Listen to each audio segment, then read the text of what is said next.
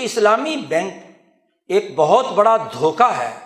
یہ اسی conventional banking کی اسلامی شکل ہے۔ یہ ایسے ہی اسلامی شکل ہے جیسے ہم پاکستانیوں نے اپنے ملک کا نام رکھا ہوا ہے اسلامی بھی اور جمہوری بھی، لیکن نہ اسلام کا سیاسی نظام، نہ اسلام کا معاشی نظام، نہ انسانی حقوق کی ادائیگی کا کوئی عمل، اور اسلام کا لیبل ہم نے اس پر چسپاں کیا ہوا ہے۔ تو ایسے ہی اسلامی بینکنگ کا ایک لیبل چپکا ہوا ہے، اور اس پر ایک تفصیلی مکالمہ، مباحثہ، کتابیں، لٹریچر موجود ہیں کہ آئینی اور قانونی طور پر، ٹیکنیکلی طور پر یہ بات ممکن ہی نہیں۔ یہ سودا سمایا تھا جناب ضیاء الحق صاحب کے دور میں کہ جی اسلامی بینکاری ہونی چاہیے، اور جب ان کے دماغ میں یہ خیال آیا تھا تو انہوں نے 2 کمیٹیاں بنائی تھیں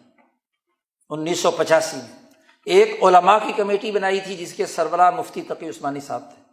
اور ایک ٹیکنیکل کمیٹی بنائی تھی جس کے سربراہ اس وقت کے governor state bank Ghulam Ishaq Khan تھے۔ دونوں سے رپورٹ لی گئی تھی کہ کیا ہم اس موجودہ حالت میں، جب ہمارا اسٹیٹ بینک قرضوں کے اس عالمی نظام سے جڑا ہوا ہے، ہم اپنے ملک کے اندر اسلامی بینکاری نافذ کر سکتے ہیں؟ تو غلام اسحاق خان کی کمیٹی میں تمام بینکار، تمام اکنامکس کے ماہر، پروفیسر، دانشور موجود تھے۔ ٹیکنیکلی طور پر انہوں نے اس پر غور و فکر کی۔ اس رپورٹ کو پڑھ لیجئے، آج تو سب چیزیں آن لائن موجود ہیں، اس کا شروع کا آغازیہ ہے۔ غلام اسحاق خان نے لکھا تھا کہ اگر واقعی پاکستان میں آپ اسلامک اکنامک سسٹم لانا چاہتے ہیں تو ہمیں پورا سٹرکچر چینج کرنا پڑے گا جی۔ پروڈکشن آف ویلتھ سے لے کر کنزمپشن آف ویلتھ تک جتنے پروسیجر ہیں وہ دین کے کانسیپٹ پر لانے پڑیں گے، اور اس کے لیے ہمارے اسٹیٹ بینک کو ورلڈ بینک سے علیحدگی اختیار کرنی ہوگی، IMF سے علیحدگی اختیار کرنی ہوگی، اپنا معاشی اور اکنامک سسٹم ڈیولپ کرنا ہوگا۔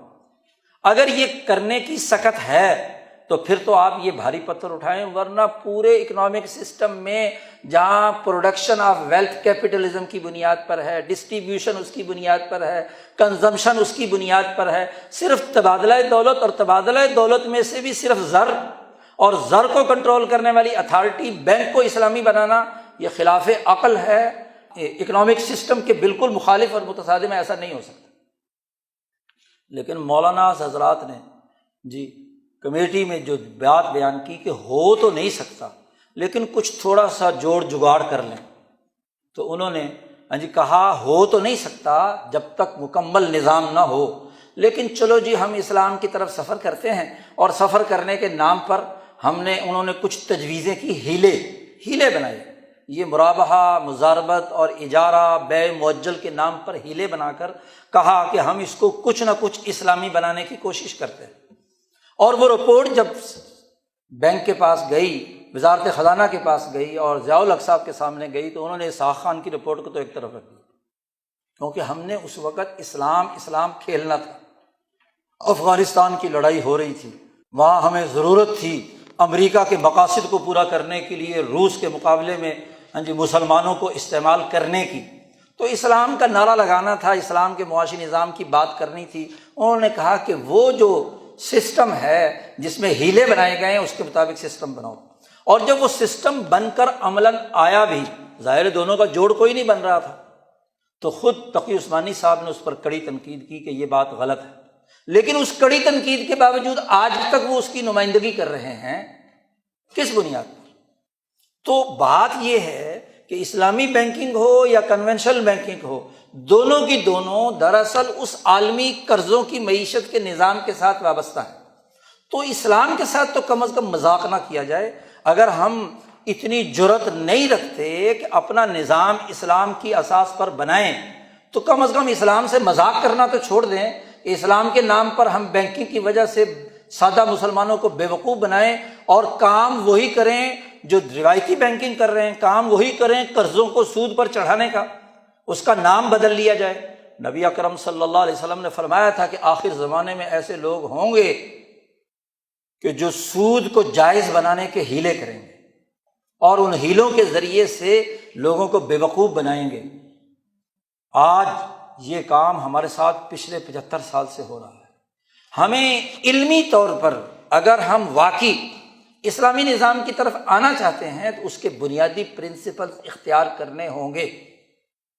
اور نہیں تو ہم علمی دنیا میں بطور تھیری کے تو اس کو سمجھیں، ٹھیک ہے ہم میں سے ہر آدمی یہ تبدیلی نہیں کر سکتا، لیکن علمی دنیا میں مکالمہ تو ہو، اسلام کا ایک مکمل اکنامک سسٹم تو ہمارے سامنے آئے، پوائنٹ آف ویو تو واضح ہو، اس کی اساس پر ہم کوئی نظریہ تو رکھیں، اسلام کے ساتھ کھلواڑ اور مذاق نہ کریں۔ آج ضرورت ہے کہ ہم دین اسلام کی بنیادی اساسی تعلیمات جو عقلی بھی ہیں، دنیا کی ترقی کی بھی ہیں، انسانیت کی فلاح و بہبود کی بھی ہیں، دنیا اور آخرت کی کامیابی کی بھی ہیں، انہیں من و عن اور جامعیت کے ساتھ قبول کرنے کے لیے اپنا سر تسلیم ہم کریں اسلام کے ساتھ۔ اسی کا نام اسلام ہے۔ یہ نہیں ہے کہ خواہشات کی بنیاد پر اس عالمی استحصالی نظام کی تباہ کاریوں میں اعلی کار بنے کہ جس کے نتیجے میں آج ہمارا ملک ہی نہیں دنیا بھر کی کساد بازاری منہ بولتا ثبوت ہے۔ ابھی پچھلے مہینے بالی کانفرنس ہوئی ہے، بالی کانفرنس میں G20 کے ممالک سر جوڑ کر بیٹھے ہیں کہ ہم نے دنیا میں جو قرضوں کی معیشت جاری کی ہوئی ہے اور اس کے نتیجے میں ملک سراسر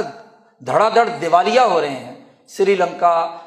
پاکستان دیوالیے کے دہانے پر اور ملک، تو اس کے نتیجے میں تو ہمارے قرضے ڈوبیں گے، تو اس قرضوں کی معیشت کو ہمیں اس پر نظر ثانی کرنی چاہیے اور ان ملکوں کی مدد کرنی چاہیے، یہ نہ ہو کہ وہاں کے بندے مر جائیں اور ہمارا قرضہ ڈوب جائے۔ تفصیلی رپورٹ 3 دن کی آپ بالی کانفرنس کی پڑھ لیجیے کہ خود سر جوڑ کر بیٹھے قرضہ دینے والے، جس میں چائنا بھی ہے، امریکہ بھی ہے، ورلڈ بینک کے نمائندے بھی ہیں، وہ اکنامک فورم کے نمائندے بھی ہیں، تو دنیا کے غریب ملکوں کو مقروض بنا کر ان کی معیشت پر کنٹرول کرنے پر قرضے دینے والے بھی پریشان ہیں کہ بندہ مر گیا تو وصول کہاں سے کریں۔ تو آج سوچنے کی بات ہے کہ دین اسلام کا وہ آفاقی نظام جو انسان دوست ہے، انسانیت کی ترقی کا راستہ دکھاتا ہے، اس کو ہم عقلی اور منطقی بنیادوں پر ہم مسلمان خاص طور پر اور دنیا بھر کے انسان اس پر سوچیں، غور و فکر کریں، اپنے رویے بدلیں، اپنی اجتماعیت کو اور اپنے ملک اور قوم کو صحیح راستے پر گامزن کرنے کے لیے کردار ادا کریں۔ وآخر دعوانا ان الحمد للہ رب العالمین۔